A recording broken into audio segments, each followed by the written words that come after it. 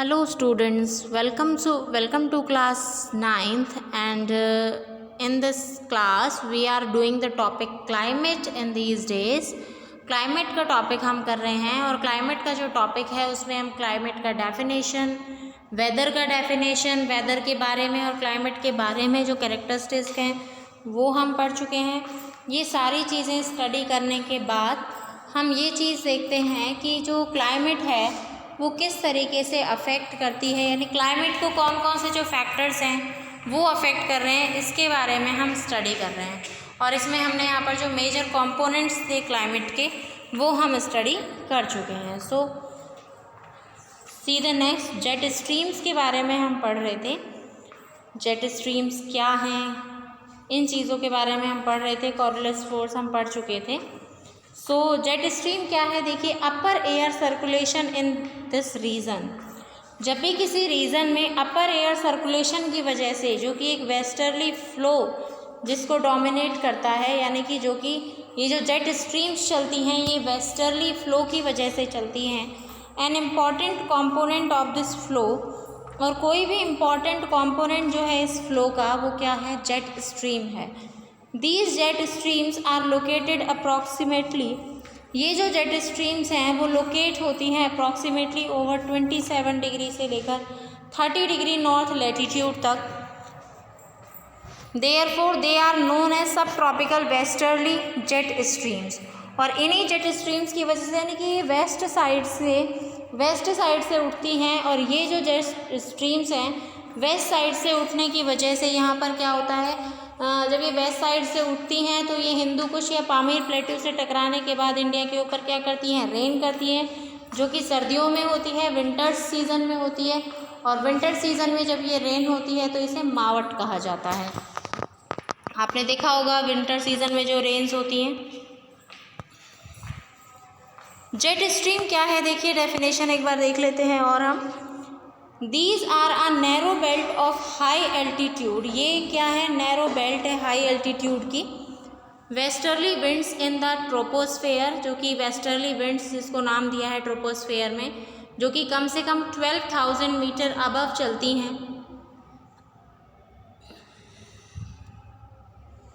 Their speed varies from about 110 km/h in summer to about 184 km/h in winter। इनकी जो speed है वो 110 km/h तो समर में रहती है, और विंटर्स में इनकी स्पीड होती है 184 km/h। A number of separate, यानी कि सीजन के अकॉर्डिंग की जो विंड सिस्टम है वो चेंज हो जाता है स्पीड का। A number of separate jet stream have been identified, बहुत सारी जेट स्ट्रीम्स को देखा गया है, आइडेंटिफाई भी किया गया है। The most concentrate the mid latitude and सब ट्रॉपिकल जेट स्ट्रीम, सबसे इंपॉर्टेंट जो जेट स्ट्रीम है वो मिड ट्रॉपिकल और सब ट्रॉपिकल जेट स्ट्रीम्स हैं उनको कहा गया है, हिमालयास की। All through the year accept in summer, और पूरे साल जो समर में, यानी कि in the summer season the western cyclonic disturbances experience in north western parts of the country. Western cyclonic disturbances जो हैं वो भी देखे जाते हैं नॉर्थ, और यानी वेस्ट से कुछ साइक्लोन, यानी वेस्ट जो डायरेक्शन है वहाँ से कुछ साइक्लोन यानी कुछ चक्रवात उठते हैं, वो जो गोल गोल चक्रवात उठते हैं, ऐसे कुछ डिस्टर्बेंसेस होते हैं नॉर्थ और नॉर्थ वेस्टर्न पार्ट में, जो कि किस में उठते हैं ओशियंस में ही उठते हैं। और उससे क्या होता है, ब्रॉट इन बाय, जब ये कंट्री के अंदर आते हैं वेस्टर्ली फ्लो से ही आते हैं इन समर, और समर के अंदर सब ट्रॉपिकल वेस्टर्ली जेट स्ट्रीम जो है वो भी मूव करती हैं हिमालयस की तरफ से with the apparent movement of the sun, क्योंकि सन का जो मूवमेंट होता है वो उस समय उसी साइड होता है। And easterly jet stream called the sub tropical easterly jet stream, एक ईस्टर्ली जेट स्ट्रीम जो है जिसे क्या कहा जाता है, सब ट्रॉपिकल ईस्टर्ली जेट स्ट्रीम कहा जाता है। Blows over peninsular India, peninsular India के ऊपर से वो क्या करता है, ब्लो करता है, यानी कि वो पेनिनसुलर इंडिया के ऊपर से बहती हैं approximately 14 degree north during the summer month. Summer months में 14 डिग्री नॉर्थ के आसपास ये फ्लो करती हैं। अब देखिए वेस्टर्न साइक्लोनिक डिस्टर्बेंसेस क्या हैं। The western cyclonic disturbances are weather phenomena of the winter months brought in by the westerly flow from the Mediterranean region।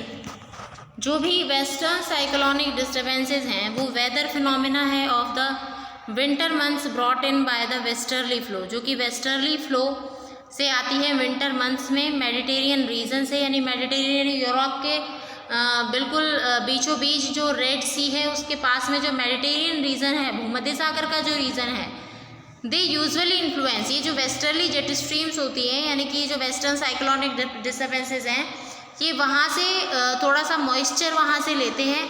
They usually influence the weather of the north and north western regions of India.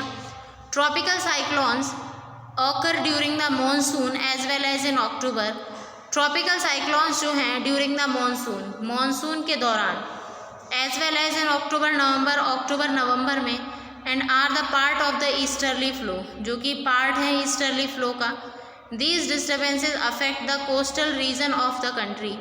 ये जो disturbances हैं, जो westerly disturbances हैं, ये coastal region of the country को disturbance करते हैं। तो इनके बारे में हम ओडिशा और आंध्र प्रदेश कोस्ट में भी पढ़ चुके हैं। तो देखते हैं अब हम इंडियन मानसून की, क्या है Indian monsoon. First of all थोड़ा थ्योरेटिकल देखते हैं, देन थोड़ा मैप में इसको आपको एक्सप्लेन करेंगे। The climate of India is strongly influenced by the monsoon wind. देखिए क्लाइमेट ऑफ इंडिया जो है वो मेनली इन्फ्लुएंस करती है मानसून विंड से, क्योंकि इंडिया की जो क्लाइमेट है उसमें बाकी जो समर और विंटर के जो सीज़न है वो तो काफ़ी ठीक है, बट जो समर सीज़न है उसके अंदर समर सीज़न में जो सेलर्स हैं जो कि इंडिया में आए थे उस समय पर, first to have the notice the phenomenon of monsoon, उन्होंने सबसे पहले जो यहाँ पे नोटिस किया वो फिनोमिनन ऑफ मानसून ही था। They benefited from the reversal of the wind system, वो यहाँ के विंड सिस्टम को, क्योंकि जो समर सीज़न है उसमें साउथ जो सदर्न हेमिस्फेयर है उससे हवाएं चलती हैं नदर्न हेमिस्फेयर की तरफ, और ये मैंने आपको बताया था कि जो कॉरियोलिस फोर्स है, कॉरियोलिस, क्योंकि जो हवाएं जो चलती हैं वो किसके अकॉर्डिंग चलती हैं, एयर प्रेशर के अकॉर्डिंग। तो जहाँ पे जो विंड्स हैं वो हमेशा हाई एयर प्रेशर से लो एयर प्रेशर की तरफ मूव करती हैं। तो सदर्न से समर में सदर्न रीजन से नॉर्दर्न हेमिस्फेयर तक मूव करती हैं। तो ये जो सेलर्स होते थे, यानी कि जो ओशियंस में जो जाते थे, ओशियंस में जो फ़िश पकड़ते थे या फिर ट्रेड एंड कॉमर्स करते थे तो एक्सपोर्ट इम्पोर्ट के थ्रू, तो वो इस चीज़ का फ़ायदा उठाते थे। यानी कि समर में तो वो साउथ से नॉर्थ तक की जो ट्रैवलिंग होती थी वो करते थे, और विंटर्स में वो नॉर्थ से साउथ तक की ट्रैवलिंग को किया करते थे, क्योंकि उस समय विंड सिस्टम यही था। क्योंकि अगर विंड सिस्टम के अगेंस्ट करते थे तो टाइम उनको बहुत ज़्यादा कंज्यूम होता था। They benefited from the reversal of the wind system, they came by sailing ship at the mercy of winds, यानी विंड्स के अकॉर्डिंग, क्योंकि जिस तरफ की जो विंड्स है वो अगर चल रही है तो उनकी जो सेलिंग ऑफ द शिप्स है वो बहुत ईजी हो जाती थी। The Arabs who had also come to India, Arabs जो कि किसमें आए थे, इंडिया में आए थे as a trade and commerce, as a traders, named this season reversal wind system, उन्होंने इस रिवर्सल विंड सिस्टम को क्या नाम दिया, मॉनसून नाम दिया। उन्होंने इस सिस्टम को क्या नाम दिया, मॉनसून नाम दिया, और इसे कहा गया monsoon. Who had also come to India as traders named this seasonal reversal wind system monsoon, उसे नाम दिया गया मानसून का। ये देखिए अराइवल ऑफ मानसून, यानी कि जो रेनी सीजन है उसकी आपको पिक्चर गिवन है यहाँ पे।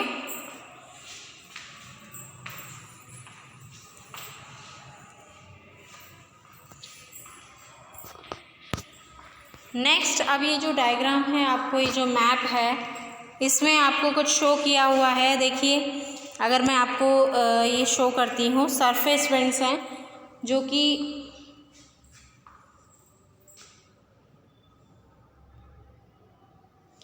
ये जो सरफेस विंड्स आप देख रहे हैं, इन सरफेस विंड्स को आप देखिए,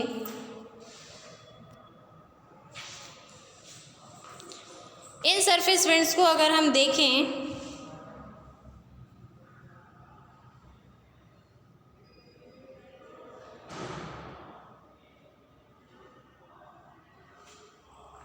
अगर हम इन सरफेस विंड्स को देखते हैं तो ये देखिए इंडिया का जो सदर्न पार्ट जो है, इंडिया का जो सदर्न पार्ट है, इंडिया का ये जो सदर्न पार्ट है यानी ये 0 डिग्री से बिल्कुल नीचे का जो पार्ट है इसे हम कहते हैं सदर्न हेमिस्फेयर, और 0 डिग्री यानी इक्वेटर के ऊपर का जो पार्ट है ये नदर्न हेमिस्फेयर है।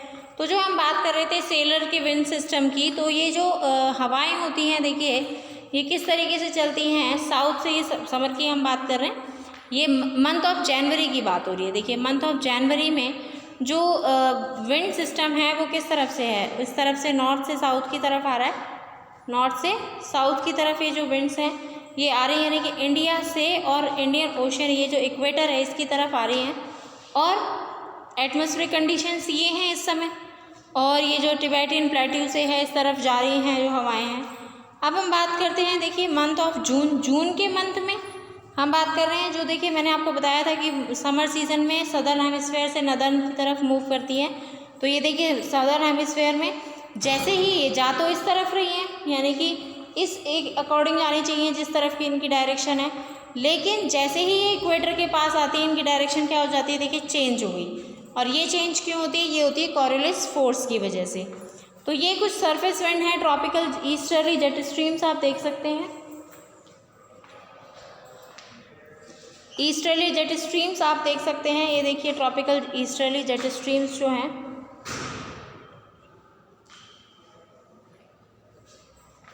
ये जो आपको एरो से दिखाई गई हैं ये तो सरफेस विंड्स हैं जो कि मॉनसून विंड्स कहलाती हैं। ट्रॉपिकल ईस्टर्ली जेट स्ट्रीम्स जो हैं इसको डैश डैश से शो किया गया है। ये देखिए ये जो यहाँ पर ईस्ट से वेस्ट की तरफ जा रही हैं, यानी ईस्टर्ली, यानी कि हमेशा किसी भी जो विंड है उसका नेम हमेशा रखा जाता है जहाँ से वो आ रही है उसके अकॉर्डिंग। और ये सब ट्रॉपिकल वेस्टर्ली जेट स्ट्रीम्स हैं। तो देखिए ये वेस्ट की साइड से आ रही, सॉरी वेस्ट की साइड है, तो ये क्या है, सब ट्रॉपिकल वेस्टर्ली जेट स्ट्रीम्स हैं।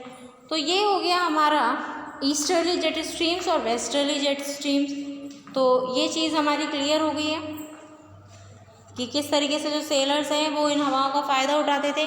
यानी कि जब सेलर्स को साउथ से नॉर्थ की तरफ जाना होता था तो वो मंथ ऑफ जून में यानी कि समर में जाया करते थे, क्योंकि जो विंड सिस्टम है वो इस तरीके का ही होता था, साउथ टू नॉर्थ का। और अगर उन्हें सीज़न में जाना होता था गर्मियों की सीज़न में, तो वो कौन सी ट्रैवलिंग किया करते थे, नॉर्थ से साउथ तक की ट्रैवलिंग किया करते थे। तो ये सिस्टम था उस समय विंड के according. The monsoon are experienced in the, monsoon जो है वो एक्सपीरियंस होता था ट्रॉपिकल एरिया में रफली 20 degree north and 20 degree south, क्योंकि 20 degree north and 20 degree south यानी जो इक्वेटर है उसके आसपास जो है वो लो प्रेशर का एरिया बनता है। तो इक्वेटर के आसपास जब लो प्रेशर का एरिया बनेगा, to understand the mechanism of the monsoons, monsoons के मैकेनिज्म को समझने के लिए हमें कुछ फैक्ट्स पढ़ने होंगे, जैसे differential heating and cooling of the land and water, की जो लैंड और वाटर है वो कुछ तरीके से कूल होते हैं और हीट जो है वो गर्म होते हैं। क्रिएट लो प्रेशर, क्योंकि जहाँ पर जो टेम्परेचर है वो बहुत ज़्यादा होगा तो वहाँ पर उतना ही एयर प्रेशर लो होगा, और जहाँ पर एयर प्रेशर लो होगा तो हवाएं वहाँ आएंगी और वहाँ पर क्या होगा, रेन होगी। सेम ऐसा ही है, अगर प्रेशर हाई होगा तो वहाँ से हवाएं दूसरी तरफ जाएंगी, और जहाँ वो विंड्स जा रही हैं अगर उनके अंदर मॉइस्चर है तो वो वहाँ पे रेन करेंगी।